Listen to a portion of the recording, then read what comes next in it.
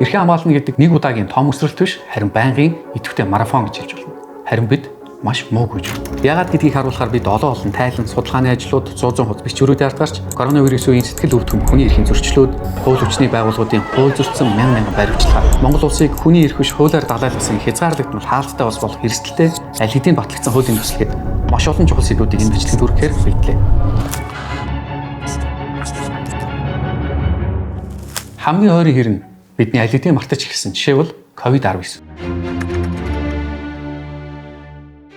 Монгол улс 2020 оны 2 дугаар сарын 1-ээс эхлэн хилээ хав. Хязгаарлах шийдвэрийг гаргасан юм. Засгийн газар 2020 оны 2 дугаар сарын 13-ны өдрийн 63 дугаар тоотогдолоор гадаад улсаас Монгол улсад ирсэн иргэдийг тусгаарлах байранд тусгаарлан ажиглахаар болсон байна. Энэ үеэр Солонгост хор тавдраар маш хүн тагалгаа илгэхээр эхнэрийн хамтаар очсон иргэн хагалгаа амжилтгүй болж найдваргүй болсноо мэдээд буцаж байлаа. Хилээ хаачсны улмаас хэдэн 7 хоног хэдэн сараар хүлээгдлээ.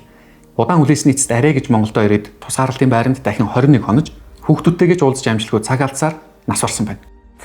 Солонгосын эмнэлгүүд бид нарыг бүгдийн сөрөг гаргасан, онцгоороо сөрөг гэж хэлсэн. Тэгтэл тэгэл тэрэн дотор ирсэн ийм онцгой хүмүүсээ те одоо яалтчгүй онцгой арга хэмжээ аваад өөр хүүхдтэй нь уулзалцсан бол өнөөдөр энэ их гомдол зөвхөрл энэ олон улсад ингэж дамжиж одоо үеийн үедээ үлдэхгүй л байсан бахал гэж боддог шээ. Бодоод үзтээ. Яг саяхтай адилхан үйл явдлууд гадаадд татсан монголчууд их Facebook группээр мөн эх орондоо л очихсан юм их баримт киноны дүрүүдээр дүүрэн бий. Тэгвэл таагүй цаг яаж давснаа мэддэггүй шүү дээ. Өөрхнөөсөө гарахаа болж эхлэв. Тавсаг өнгөрсөн л доо. Маш хүнд өвчтэй иргэд хэдэн сараар хүлээж байх яг энэ үед Улсын онцгой комиссийн мэдээгээр нь өвчтэй болон хөгжлийн бэрхшээлтэй иргэд хүүхэдтэй эмэгтэй өндөр наснуудыг хамгийн түрүүнд дараалалгүй тусгай хүргийн нислэгээр авч яваа хийж бахархалтай зарлаж байлаа. Харин яг нөгөө талд нь шат шатны эрх мэдэлтнүүд нислэгийн судлыг дамлан худалдаалж байгаа тухай шүүмжлэл гадаадд гацаж эх орондоо амьдрах зорчих эрхээ хязгаарлуулсан иргэдийн дунд тасралтгүй өрнж байлаа. Сэхэнд байгаа өвчтөнд тусгаарлалтын хоногоос болж гэр бүлийнхэн тэгэж салах ёс хийж чадахгүй хорвоог өргөж байхад Улсын онцгой комисс яагаад тусгаарлалтын хугацаа 21 хоног, заримдаа 14 хоног, эсвэл бүр сүүлдээ 7 хоног байгаа тухай үнэлэлтэй шинжлэх ухааны тайлбарыг өгч чадахгүй байлаа. Өнгөц харахад Монголын хэл иргэдтэй нээлттэй мэт харагдаж байж болох ч бодит байдал дээр консулын газар элчин сайдын аамн дээр иргэдэд 100-100-аар нойргүй хонуулж хангалттай удаан хаалгаа хаан хүлээлгэж. Үүнээс гадна өвчтний нэр хувийн мэдээллийг нийтэд зарласан гадаадд байгаа иргэд мөн вирусээр халдварласан иргэдийг доромжлох, нэр төр сэтгэл зүйд нь алдах тохиолдлууд байнгын давтагцаар байна. Яг ингэж харахаар бид ер нь хүний эрхийг дээдэлдэг, хүнийг ойлгодог, ер нь хамгийн товчоор хэлбэл бид ер нь хүн шиг хүмүүс мөн үг хэрэгэлзээ ирэхгүй төрж байлаа. Төр эрсдлийн менежментийг хийж чадаагүйгээс үүдээд ковид дотооддоо алдаагүй байсан цагаас эхлээд худалдаа үйлчилгээ, боловсролын байгууллага ихэнх олон нийтийн болон бизнесийн үйл ажиллагааг зогсоож эдийн засгаа туйлдахад хүргэсэн. Харин энэ хөөрхөлтэй байдлаас гарыгээд иргэд тэмцэхсэн ч тэмцэх эрхийгэд боломж нь тухайд байсангүй.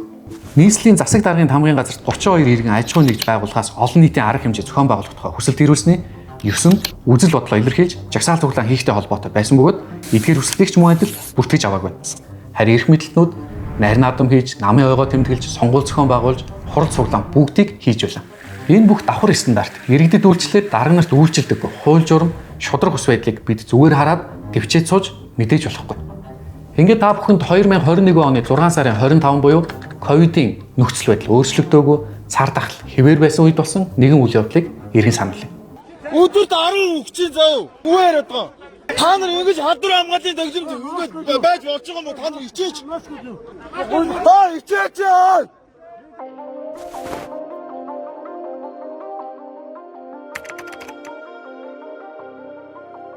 Сүүлийн 3 жилийн байдлаар с ิจ гтнийг шүүхийн зөвшөөрөлтэй эсвэл шүүхийн зөвшөөрөлгүй байрвчсан гэдэг том мэдээллийг аваад үзэх юм бол 2020 онд 798 с ิจ гтнээс 793-ыг, 2021 онд 821 с ิจ гтнээс 809-ыг нь, 2022 онд 1075 с ิจ гтнээс 1072-ыг нь шүүхийн зөвшөөрөлгүй баривчилсан.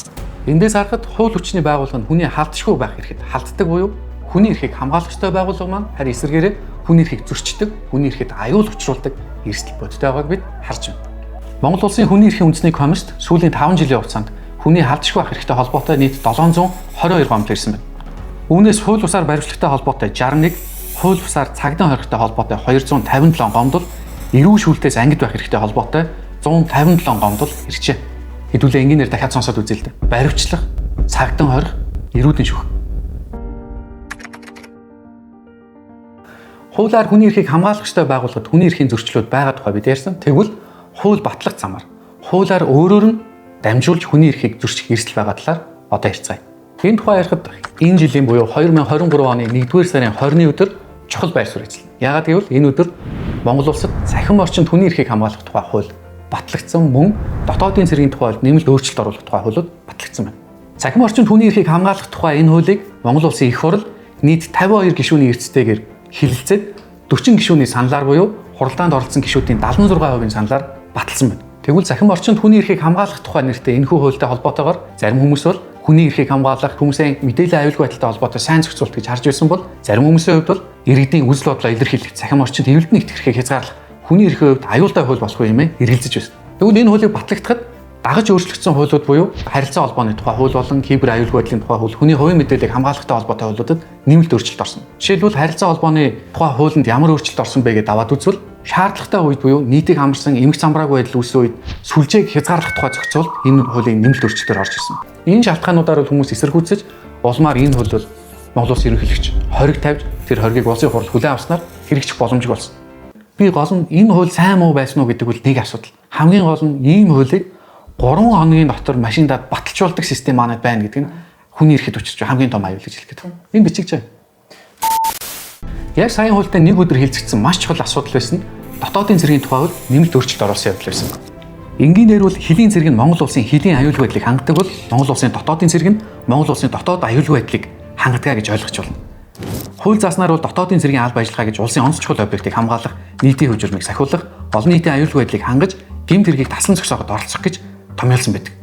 Дотоодын цэргийг цагдаагийн ерөнхий газрын дарга удирддаг бөгөөд энэ нь засгийн газрын харьяаны байгууллага юм. Тэгвэл дотоодын цэргийн тухай хууль дараах 3 чухал өөрчлөлт орсон. 33.1-р хамгаалтад байгаа объектын ойр орчин буюу засгийн газраас баталдаг улсын онц чухал объектуудын чагсаалтад орсон байгууллага буюу жишээлбэл Монголын үндэсний олон нийтийн радио телевизийн орчин, цэвэр захиргааны станцууд байдаг ч юм уу, улсад онц чухал байдаг объектууд ойролцоо явж байгаа хүмүүсийг шууд шалгах, нэгжих, саатуулах хэрэгтэй болсон гэсэн. Улсын онц чухал объектын чагсаалтыг засгийн газар баталдаг бөгөөд энэхүү чагсаалтыг засгийн газраас нэмэх болон хасах боломжтой буюу тухайн хамгаалтанд байх. Өөрөөр хэлбэл хүмүүсийг шалгах, нэгжих, саатуулах боломжтой хүрээллийг засгийн газраас тухай бүр тогтоох, өөрчлөх боломжтой болж байна гэсэн. Хоёр дахь өөрчлөлт буюу 36-7 анхны хуулийн төслөөрөө бол бүр дотоодын цэргийн албан агчид, улсын хурлын гишүүн, прокурор, шүүгчдэд олгодог халдшгүй байдлын хэмжээний тийм өндөр хэмжээний халдшгүй байдлыг олох гэж байсан. Харин батлагдахдаа өөрчлөлт орж дээд албан тушаалтанд нь мэдэгдсэний үндсэн дээр л тухайн албан тушаалтныг шалгах, нэгжих, саатуулах боломжтой болсон гэсэн. Тэгэхээр дотоодын цэрэг бол нэгдүгээр иргэдийг саатуулах, шалгах, хоёрдугаар дотоодын цэргийн албан агчид өөрсдөө халдшгүй байдлын тодорхой баталгааг олж авсан гэсэн. Гурав дахь өөрчлөлт буюу 38-4 зааснаар улсын онц чухал объектын аюулгүй байдал хамгаалтыг сайжруулахын тулд дотоодын цэргийн байгууллага нь тухайн байгууллагын төсөвт нэмэлт санхүүжилт тусгуулах замаар санхүүжилт олж авах боломжтой болсон. Эрсдлийн талаас нь харах юм бол жишээлбэл магадгүй уул уурхай, оюутлогын хамгаалалт, эрдэнэ төлбөрийн хамгаалтыг сайжруулах зорилгоор дотоодын санхүүжилт улсын хурлын хяналтаар засгийн газрын оруулж ирж батлуулдаг улсын төсөвт хамаарахгүйгээр улсын хурлын хяналтанд орохгүйгээр нэмэлт санхүүжилт төсөв олох боломжтой болж байна гэсэн. Эдгээр өөрчлөлтийг бид нар сайтар ажиглаж хэрэгжилтийг нь анзаарахгүй бол дурын хүнийг саатуулдаг, өөрсдөө халдшгүй, дээрэс нь хяналтгүй нэмэлт төсөв авах боломжтой дотоодын харим ямар эрсдэл дагуулж болох вэ? Гэтэл бидний хайж байгаа юм бол тэр эрх мэдлийг нэмэгдүүлснээр тэр дотоодын цэргийн албан агчид үр ашиг олж авах гэхээс илүүтэйгээр тэрийг удирддаг цагдаагийн удирдлагыг томилдог хууль зүйн сайд, тэрний занд байгаа ерөнхий сайд буюу өөрөлдөө засгийн газарт байгаа энэ бүтцүүд, засгийн газрын эрх мэдлэлнүүд хэрвээ буруу хүн байвал яах вэ? Дотоодын цэргийн хүчийг буруугаар ашиглавал яах вэ? Тэгэхээр энэ эрсдлүүдээс бид нэр сэргийлэхийн тулд батлагдж байгаа хуулиуд, хэлцэж байгаа асуудлуудыг нэгийг нь анзаарахгүй, сул, ач холбогдолгүй гэж өнгөрөөж болохгүй болж. Тэгэхээр хууль батлах замаар хүний эрхээс ухрах аюул бол байнга нуугдчих. Сүүлийн 23 оны 2 хуулийн жишээнээс тэгээд хамгийн сонирхолтой зөвхөн нэг л өдөр батлагдсан жишээнээс бид нар ийм их аюулыг ирж хажуулж болчихно. Ой шаарах байсан уучлаарай. Хүний эрх бол хизээж хөсөртүүлж болохгүй зүйл байхад цаг үеийн нөхцөл байдлаас шалтгаалаад төртөөгөө, төрийн албан агчтайгаа, төрийн байгууллагатайгаа тэр бүхэл иргэдтэйгээ нийлээд хүний эрхийг хөсөртүүлж болдог тийм аюул байдаг сургамжийг бид ковидын жишээнээс хэрвээ хуулиа мөрдөхгүй бол хүний эрхийг хамгаалагч байгууллага нь хэрхэн хүний эрхэд аюул заанал учруулагч болж болдгийг сүүлийн 3 жилд болсон зөвшөөрлөгөө баримтчилгааны жишээнээс хуулиа мөрдөх ёстой тухайн хууль нь өөрөө хүний эрхийг хязгаарлагч байж болдог буюу хууль батлах замаар хүний эрхээс ухрах эрсдэл бодтой байгаа зөвхөн нэг өдөр батлагдсан буюу хүний эрхийг цахим орчинд хамгаалах тухай хууль болон дотоодын цэргийн тухайд нэмэлт өөрчлөлт оруулсан хуулийн жишээнээс бид харж болж байна.